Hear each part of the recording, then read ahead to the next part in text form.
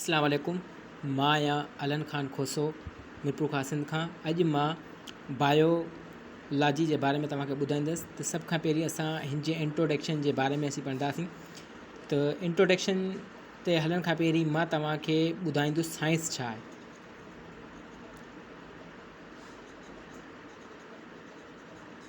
Science छा खे चवंदा आहिनि? बेसिकली साइंस जेका हूंदी आहे उहो लैटिन वर्ड मां निकितल साइंटिया आहे, जंहिंखे असीं साइंस चवंदा आहियूं। साइंस बेसिकली असांखे एक्सपेरिमेंट,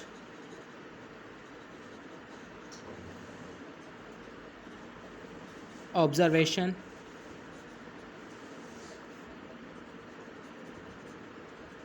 थ्योरीज, कंक्लूजन यानी तजर्बा ऐं मुशाहिदा ऐं नज़रिया, ॿियो सोचणु। बायोलॉजी में साइंस असांखे हिन शयुनि जे बारे में ॿुधाए थी त हीअ त सिर्फ़ु नंढी हिकिड़ी डेफिनेशन हुई साइंस खे सम्झण जे लाइ। त साइंस सभ खां पहिरीं लैटिन वर्ड मां निकितल, साइंटिया मां निकितल वर्ड आहे, जेको असांखे ॿुधाए थो त साइंस माना तजर्बा करणु, ऑब्ज़र्वेशन माना मुशाहिदा करणु, ऐं थ्योरी यानी नज़रिया जेको सो पढ़णु, ऐं कंक्लूज़न करणु। इहे शयूं यानी तजर्बा, मुशाहिदा, नज़रिया, इहे शयूं साइंस असांखे सेखारे थी कंहिं बि शइ खे सम्झण जे लाइ, यानी कुदरत खे सम्झण जे लाइ, कंहिंखे नेचर खे सम्झण जे लाइ। हाणे नेचर खे सम्झण लाइ साइंस असांखे हिन शयुनि जे मुताबिक़ असांखे ॿुधाए थी। त हाणे असीं बायोलॉजी जे बारे में तव्हांखे ॿुधाईंदासीं त बायोलॉजी छा आहे। त बेसिकली बायोलॉजी ॿिनि लफ़्ज़नि जो मेलाप आहे। बायोस मां निकितल लफ़्ज़ आहे, ग्रीक लैंग्वेज जो जेको आहे सो वर्ड आहे बायोस, जंहिंखे चवंदा आहिनि लाइफ।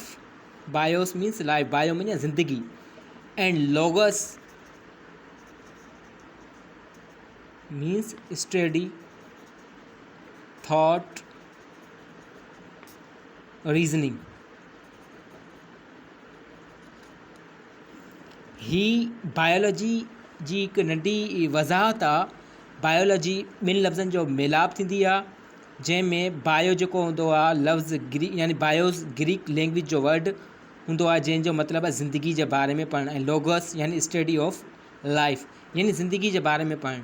हाणे ज़िंदगी जे बारे में कीअं पढ़ंदासीं त असां पंहिंजे आसपास जेके बि माहौल में जेके बि असीं शयूं ॾिसूं था, चाहे उहे जानदार शयूं आहिनि, चाहे इंसान, पखी, जानवर, जीत, जनावर, वण, पखी, टिण, इहे सभु शयूं बायोलॉजी यानी ही इकोसिस्टम जे अंदरि अचंदियूं।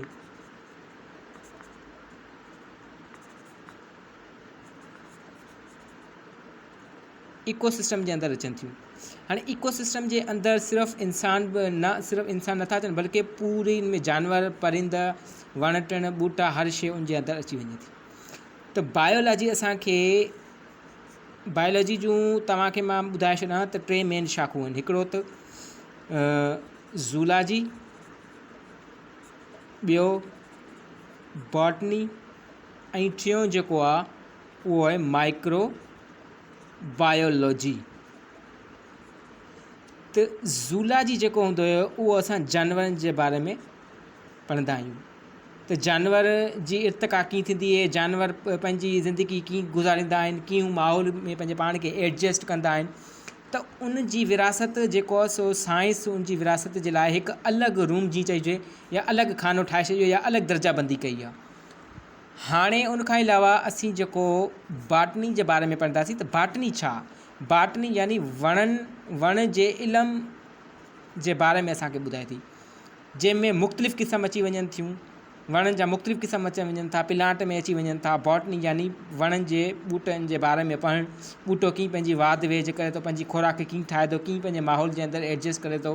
हिकु अहिड़ा ॿूटा हूंदा आहिनि जंहिंमें जेके ॿिज खां बग़ैर थी पवंदा आहिनि, हिकु अहिड़ा हूंदा आहिनि जंहिंमें ॿिज हूंदा आहिनि, हिकु अहिड़ा हूंदा आहिनि जेके बाहिमी पंहिंजो जेको तामुल हूंदो आहे उहो जेको सो मुख़्तलिफ़ जेको पैरासाइट जे ज़रिए जेको सो कंदा आहिनि, पंहिंजी ग्रोथ कंदा आहिनि, या पंहिंजी उनमें वाध वेझ या उनमें जेको सो अफ़ज़ाइश जो अमल उनमें कीअं थींदो आहे। त ही शयूं असां सिर्फ़ु इहो असांखे सिर्फ़ु बायोलॉजी ॿुधाए सघे थी। हाणे बायोलॉजी में सिर्फ़ु असां इंसान ज़ात नथा अची वञूं, उनमें ज़ूलॉजी अची वञे थो, उनमें बॉटनी अची वञे थो, ऐं माइक्रो जो मतिलबु आहे सिमाल। ऐं सिमाल छा हूंदा आहिनि? इंसेक्ट हूंदा आहिनि। ऐं इंसेक्ट कहिड़ा हूंदा आहिनि? बैक्टीरिया आहे, यानी जरासीम, साइनोबैक्टीरिया, बैक्टीरिया, साइनोबैक्टीरिया, वायरस, यानी उहे शयूं जेके असां पंहिंजी अखि सां नथा ॾिसी सघूं। वी कैन जस्ट सी, असां उनखे सिर्फ़ु ॾिसी सघूं था माइक्रोस्कोप जे थ्रू। कंहिंजे ज़रिए? माइक्रोस्कोप जे ज़रिए असां उनखे ॾिसी सघूं था, अदरवाइज़ उनखे नथा ॾिसी सघूं, छो त हीअ तमामु नंढड़ा हूंदा आहिनि, तमामु बारीक हूंदा आहिनि इहे। ऐं जेके जरासीम हूंदा आहिनि उहे असां पंहिंजी खुली अखि सां नथा ॾिसी सघूं। हाणे इन शयुनि खे सम्झण जे लाइ असां बायोलॉजी जो सहारो वठंदा आहियूं। त बायोलॉजी असांखे किन किन शयुनि जे बारे में ॿुधाईंदी आहे। त हिते ज़ूलॉजी जो अलॻि चैप्टर हूंदो आहे, हिते बॉटनी जो अलॻि कॉन्सेप्ट हूंदो आहे, हिते माइक्रोबायोलॉजी जो बि अलॻि कॉन्सेप्ट हूंदो आहे। त हाणे असां इन शयुनि खे सम्झण खां पहिरीं असांखे हिन शइ जो इल्मु लाज़मी हुअणु खपे त असां जंहिं शइ खे सम्झूं पिया, बायो खे सम्झूं पिया, उन जे पोयां साइंस असांखे छा थी चवे। साइंस जा उहे कहिड़ियूं शयूं आहिनि जंहिंखे सम्झी करे त अॻियां असीं जेको सो मज़ीद जेके शयूं उनखे ब्रीफ कंदा आहियूं। जेसीं ताईं असांखे साइंस जे लफ़्ज़ जी ख़बर न हूंदी, तेसीं ताईं असांखे कंहिं बि शइ जी ख़बर न हूंदी। त हाणे मां तव्हांखे बायोलॉजी जे कॉन्सेप्ट खे अॻिते वठी हलंदुसि। हाणे बायोलॉजी जूं टोटल 13 शाख़ूं आहिनि। इंशाअल्लाह हुनखे पाण वधीक जेको सो अॻिते हली ब्रीफ कंदासीं। मां थोरी तव्हांखे बेसिक शयूं ॿुधायां पियो साइंस जे अंदरि। हाणे आउं इंसान जी ॻाल्हि कयां त इंसान जी इर्तिक़ा कहिड़े तरीक़े सां थी, कीअं इंसान दुनिया में आयो, कीअं दुनिया वजूद में आई, कीअं वण टिण जेके ॿूटा ऐं पखी जानवर कीअं जेको सो वजूद में आया। तव्हां बेसिकली क्लास 6, 7, 8 अदरवाइज़ 4 ऐं 3, 4 ऐं 5 क्लास खां तव्हां पढ़ंदा अचो पिया सेल जे बारे में। सेल छा हूंदो आहे? त असां बेसिकली पोइ क्लासनि में इहो पढ़ींदा आहियूं त सेल जेको हूंदो आहे उहो बेसिक यूनिट हूंदो आहे। छा? ज़िंदगी जो एको बुनियादी एको, ज़िंदगी जो बुनियादी एको। हाणे सेल जेको सो इहो जेको हिनजी हिकु सेल ते बायोलॉजी जी हिकु अलॻि शाख ठहियल आहे जेके चवंदा आहिनि सेल बायोलॉजी, जेके चवंदा आहिनि सेल बायोलॉजी, जंहिंमें या साइटोलॉजी जेके चवंदा आहियूं, यानी सेल जे बारे में पढ़णु। त बेसिकली सेल हूंदो छा? सेल ज़िंदगी जो बुनियादी एको हूंदो आहे। तमामु जानदार, चाहे लिविंग हुजनि चाहे नॉन लिविंग हुजनि, यानी जानदार जेके ज़िंदा हुजनि ऐं जेके गैर ज़िंदा यानी गैर जानदार हुजनि, इहे सभु छा जा ठहियल हूंदा आहिनि? सेल जा ठहियल हूंदा आहिनि। ऐं सेल खे कॾहिं दरियाफ़्त कयो वियो 1665 में रॉबर्ट हुक नाले साइंटिस्ट सेल खे दरियाफ़्त कयो हो, सेल खे डिस्कवर्ड कयो हो। त बाबा सेल ही अथव, हिन जी वजह सां हिन दुनिया ते ज़िंदगी जेको सो वजूद में आई। कि इंसान जेको सो सेल खां जेको सो इब्तिदा उनजी सेल खां कीअं थी। त असां साइटो यानी सेल बायोलॉजी में इहो पढ़ंदासीं, यानी साइटोलॉजी जे बारे में पढ़ंदासीं, त असांखे ख़बर पवंदी त सेल जेको ज़िंदगी जो बुनियादी छा एको आहे। सेल ज़िंदगी जो बुनियादी एको आहे।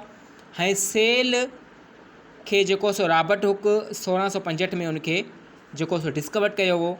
हाणे सेल खे बि ॿिनि शयुनि में विरायो वियो आहे। हिकु सेल यूनिसेल्यूलर हूंदा आहिनि ऐं हिकु हूंदा आहिनि मल्टी सेलुलर। यूनिसेल्यूलर यानी हिकु सेल वारा जानदार, हिकु जीव गिरड़ो। सेल यानी जीव गिरड़ो। तमामु इंसान या तमामु जेके बि जानदार आहिनि उहे जेके आहिनि सेल जा ठहियल हूंदा आहिनि, छो त सेल ज़िंदगी जो बुनियादी एको हूंदो। त हाणे हिते ॻाल्हि हले पई हिकु सेल वारो जानदार। हाणे हिकु सेल वारो जानदार कहिड़ो हूंदो? उनमें अची वियो जरासीम थी विया जा, उनमें वायरस थी वियो, ऐं उनमें साइनो बैक्टीरिया थी वियो यानी साइनो जरासीम थी विया जा।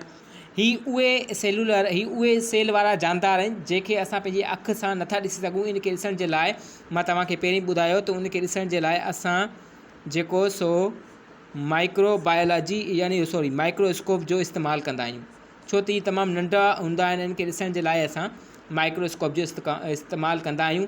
त हाणे अचूं थासीं मल्टी सेलुलर। मल्टी यानी मेनी सेल, यानी केतिरा ई सेल, यानी हिकु खां वधीक, ॿ या ॿ खां वधीक सेल जेके हूंदा आहिनि उहे मल्टी सेलुलर हूंदा आहिनि। असीं इंसाननि जी ॻाल्हि करूं यानी ह्यूमन बींग, उहे मेनी सेल जा ठहियलु हूंदा आहिनि। ह्यूमन जानवर थी विया, पखी थी विया, जीत थी विया, वण थी विया, इहे सभु छा जा ठहियलु हूंदा आहिनि? मल्टी सेलुलर जा। त हिकु त यूनिसेलुलर हूंदा आहिनि ऐं हिकु मल्टी सेलुलर हूंदा आहिनि। त सेल तव्हां ॾिठो हूंदो त असां जेको पोइ क्लासनि में पढ़ी आया आहियूं त ही सेल जेको हूंदो, हिकिड़ो सेल एनिमल सेल हूंदो आहे ऐं हिकिड़ो हूंदो आहे प्लांट सेल। ही प्लांट सेल हूंदो आहे, हिन में मुख़्तलिफ़ जेके फंक्शन हूंदा आहिनि, ऐं हीउ जेको हूंदो आहे एनिमल सेल हूंदो आहे। हाणे हिन में न्यूक्लियस बि अची वञे थो,